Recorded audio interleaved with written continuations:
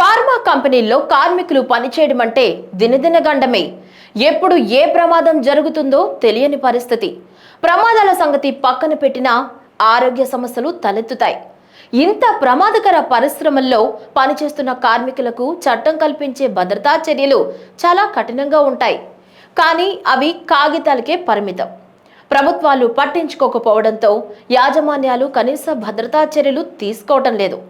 ఈ మధ్య కాలంలో ఫార్మా కంపెనీల్లో వరుస ప్రమాదాలు చోటు చేసుకుంటున్నాయి. రోజుల వ్యవధిలో 2 ప్రమాదాలు జరిగాయి.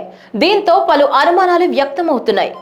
అచ్యుతాపురం ఘటనపై రాజకీయ కోణంలో కూడా దర్యాప్తు చేస్తున్నారు. అనకాపల్లి జిల్లాలోని అచ్యుతాపురం సంఘటన జరిగి 18 మంది మృతి చెందిన ఘటన మరువక ముందే పరవాడ జవహర్ లాల్ నెహ్రూ ఫార్మాసిటీలో పేలుడు సంభవించి 4గురికి తీవ్ర గాయాలు కావడం సంచలనంగా మారింది. ఫార్మా కంపెనీల్లో భద్రతా లోపాలు స్పష్టంగా కనిపిస్తున్నాయి. ఫార్మాసిటీలోని Synergene active ingredients private limited కంపెనీల్లో గురువారం అర్ధరాత్రి 12:30 గంటల సమయంలో ఈ ఘోరం జరిగింది. అయితే సంఘటన అర్ధరాత్రి జరిగిన శుక్రవారం ఉదయం 9 గంటల వరకు బయటి ప్రపంచానికి తెలియలేదు. తీవ్రంగా గాయపడిన 4 కార్మికులను విశాఖపట్నంలోని ప్రైవేటు వైద్యశాలకు తరలించి వైద్యం అందిస్తున్నారు. ఈ కంపెనీ 24 గంటలు పనిచేస్తుంది. కార్మికులు షిఫ్టుల ప్రకారం పనిచేస్తారు. రసాయనాలు, మందులు ఈ కంపెనీలో తయారు చేస్తారు. ఎంతో జాగ్రత్తగా ఉంటే తప్ప లేకుంటే ప్రమాదాలు సంభవించే అవకాశాలు ఎక్కువగా ఉంటాయి. ఒక మెడిసిన్ తయారీకి కావలసిన రకరకాల ఉత్పత్తులను కలపాల్సి ఉంటుంది. ఈ సమయంలో ఎన్నో జాగ్రత్తలు తీసుకోవాలి.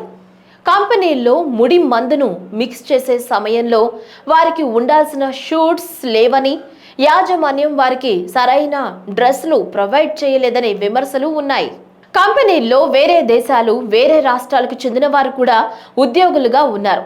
సినర్జిన్ కంపెనీ తెలంగాణలో 1, ఆంధ్రప్రదేశ్లో 3 సెక్టార్లు ఉన్నాయి. 2వ నెంబర్ కంపెనీలో ఈ ప్రమాదం జరిగింది. ఒక మెడిసిన్ తయారీ కోసం వినియోగించిన రసాయనాల వేస్ట్ను భూమి లోపలికి పంపించాల్సి ఉంటుంది. అయితే కొన్ని కంపెనీల వారు అటువంటివేమీ చేయకుండా కాలువల ద్వారా బయటికి వదులుతున్నారు. ఆ రసాయనాలు ప్రజలకు హాని చేయడమే కాకుండా మండే స్వభావాన్ని కలిగి ఉంటాయి.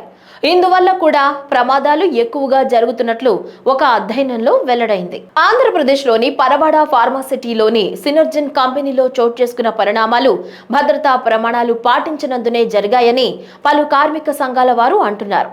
ఈ కంపెనీల్లో సుమారు 800 మంది కార్మికులు పనిచేస్తున్నారు. ప్రస్తుతం ప్రమాదం జరిగిన కంపెనీల్లో 200 మంది పైన కార్మికులు ఉన్నట్లు సమాచారం. రియాక్టర్లను 6 నెలలకు ఒకసారి తప్పకుండా మార్చాల్సి ఉంటుంది. డ్రగ్ ఇన్స్పెక్టర్ల నిర్లక్ష్యం కారణంగా అవి మార్చడం లేదని కొందరు కార్మిక సంఘాల నాయకులు తెలిపారు. ప్రస్తుతం గాయాల పాలై ఆసుపత్రిలో ఉన్నవారు జార్ఖండ్కు చెందిన వారుగా అధికారులు ప్రకటించారు. వరుస ప్రమాదాలపై ప్రభుత్వం స్పందించి చర్యలు తీసుకోవాలని కోరుతున్నారు. ఈ వీడియో గనుక మీకు నచ్చినట్లయితే సబ్స్క్రైబ్ చేయండి, లైక్ చేయండి, షేర్ చేయండి. మరిన్ని అప్డేట్స్ కోసం బెల్ ఐకాన్ని క్లిక్ చేయండి.